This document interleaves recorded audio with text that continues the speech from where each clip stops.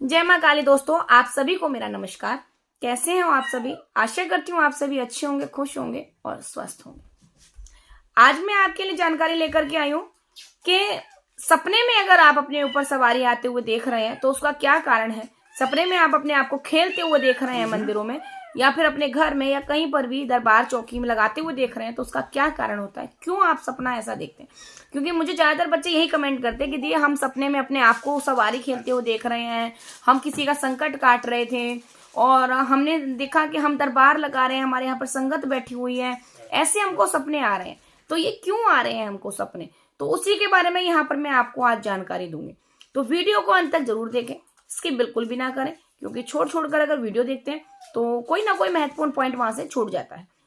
तो इसीलिए आप वीडियो को पूरा देखें। और अगर मेरे इस चैनल पर आज पहली बार वीडियो देख रहे हैं तो चैनल को साथ के साथ सब्सक्राइब जरूर करें, बेल आइकन को प्रेस कर दें ताकि आने वाले हर एक वीडियो का नोटिफिकेशन आपके पास में पहुंच सके। क्योंकि मेरे इस चैनल के माध्यम से मैं डेली आपके लिए आध्यात्म से जुड़ी हुई नई नई जानकारी के बारे में वीडियो बना करके देती हूँ, और आपके गृहस्थ जीवन से जुड़ी समस्याओं के समाधान के बारे में, पितृदोष के बारे में, कुल देवी देवताओं के बारे में और तंत्र मंत्र सिद्धि साधनाओं के बारे में ज्ञान देती हूँ। तो आप चैनल को सब्सक्राइब जरूर करें। तो शुरू करते हैं आज का वीडियो। देखिए, कई बार क्या होता है कि हम सो रहे होते हैं, सपने में हम सो रहे हैं और हमको एक सपना आता है कि हम किसी मंदिर के बाहर खड़े हैं और हम पे सवारी खेल रही है ना, या किसी के यहाँ पर कोई जगराता हो रहा है, कोई कीर्तन हो रहा है और हम वहां पर खेल रहे हैं, है ना, सवारी खेल रही है हमारे ऊपर, हम नाच रहे हैं। तो नाचते नाचते हमारे ऊपर सवारी खेलने लगी। सपने में हम अपने ऊपर इस प्रकार से क्रियाएं देखते हैं। हम कहीं पर किसी के मंदिर में पूजा पाठ कर रहे हैं, तो पूजा करते करते हम अपने आप को देखते हैं कि हम झूमने लगे, और झूमते झूमते क्या होता है कि सपने में हम झूम रहे हैं और हम हकीकत में झूमने लग जाते हैं, हकीकत में हम झूमने लगते हैं। तो ऐसा क्यों होता है हमारे साथ में, तो उसी के बारे में यहाँ पर मैं आपको समझाऊंगी। पॉइंट है, तो पहले तो आप ये जान लीजिए कि आपने अगर कभी भी कोई पूजा पाठ नहीं करी है, क्योंकि बहुत से बच्चे कहते हैं कि सवारी है, हमने कहा कि भाई सवारी देख रहे हो तो इसका मतलब आपके ऊपर सवारी आएगी भविष्य में। तो बच्चे हमको बोलते हैं कि हमने तो कोई पूजा पाठ ही नहीं करी है तो सवारी कैसे आ सकती है। तो यहाँ पर मैं आपको एक पॉइंट की चीज समझा दूं कि आपने कोई पूजा पाठ नहीं करी, कोई सवारी नहीं करी, लेकिन आपके जो पूर्व जन्म में अगर आपके ऊपर सवारी आती थी माँ भगवती की, वहां पर आपने भगवती से वचन ले रखा है सातों जन्म के लिए, तो वो सवारी आपको इस जन्म में प्राप्त जरूर होगी किसी ना किसी मोड़ पर। बहुत से लोगों को तो बचपन में आ जाती है, किसी को शादी के बाद आती है, किसी को पहले आ जाती है, किसी को आधी उम्र निकलने के बाद भी ये कृपा प्राप्त होती है। कोई समय नहीं है, कभी भी सवारी आ सकती है। तो जैसे कि बच्चे बोलते हैं कि माँ मेरे को सवारी चाहिए माँ की, या मेरे को बाबा की सवारी चाहिए, क्या करें, क्या क्रिया करें। तो देखो, आप किसी क्रिया द्वारा सवारी प्राप्त ना करें, क्योंकि किसी क्रिया और उपाय से अगर आप सवारी प्राप्त करते हैं तो उससे आपको दिक्कत होगी, समस्याओं का सामना करना पड़ेगा आपको। तो आप सिर्फ और सिर्फ कृपा का ही इंतजार करें कि स्वयं आपके इष्ट की कृपा कब होगी तो सवारी प्राप्त होगी।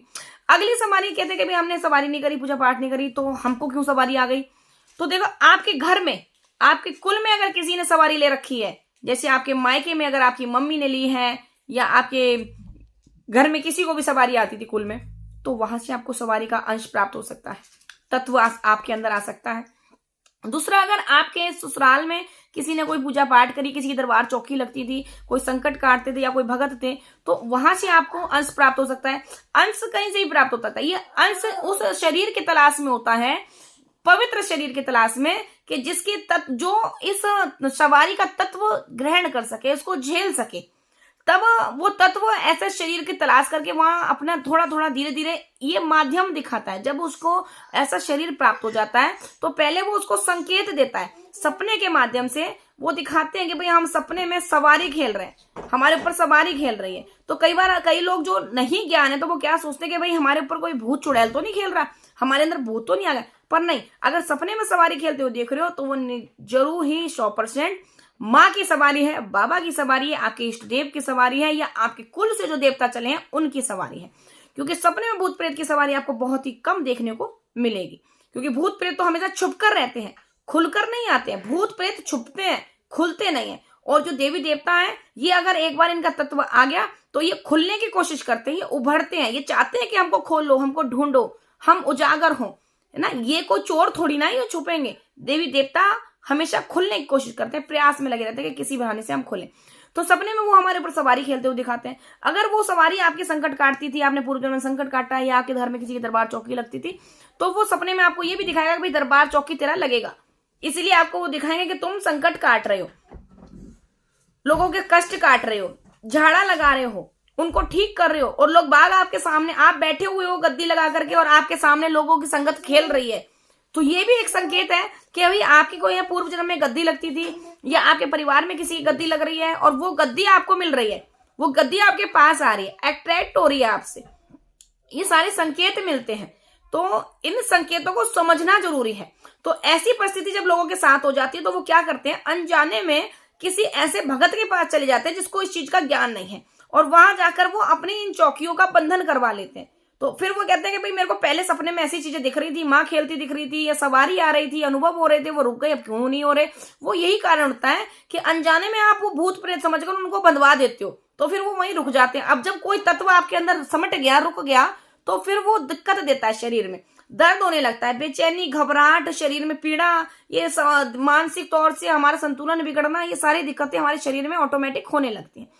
तो आप अगर सपने में इस प्रकार की क्रिया देख रहे हैं कि आपके ऊपर सवारी खेल रही है, आप मंदिर में खेल रहे हैं, आप जगराते में आपके ऊपर सवारी आ रही है, आप नाच रहे हो किसी भजन कीर्तन में, वहां आप झूमने लगे, अपने आप को झूमते हुए देख रहे हो, सपने के माध्यम से बता रहे हैं यहाँ पर हम आपको, तो इसका मतलब निकट भविष्य में आपके ऊपर 101% माँ भगवती की सवारी आएगी, आपके इष्ट देवता की सवारी आएगी। और जिस भी मंदिर में, जैसे आपको बालाजी का मंदिर दिख रहा है, या माता काली का मंदिर दिख रहा है, या माँ दुर्गे का मंदिर दिख रहा है, भैरव का मंदिर दिख रहा है, तो जो भी इष्ट का मंदिर आपको दिख रहा है, तो इसका मतलब उनकी सवारी आपके ऊपर है, वो आएगी, वो खेलेगी जरूर निकट भविष्य में।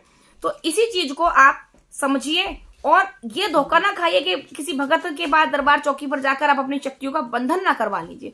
इस परिस्थिति में आपको क्या आवश्यकता है, भक्तों से ज्यादा ऐसी स्थिति में आपको गुरु की आवश्यकता पड़ती है। तो आप गुरु धारण करके गुरु की देखरेख में अपनी सवारी चलाएं, ठीक है, गुरु की देखरेख में सवारी चलाएं। तो आशा करती हूँ आपको मेरी ये दी हुई जानकारी समझ में आई होगी, और सवारी सपने में खेलते हुए का मतलब समझ में आ गया हो।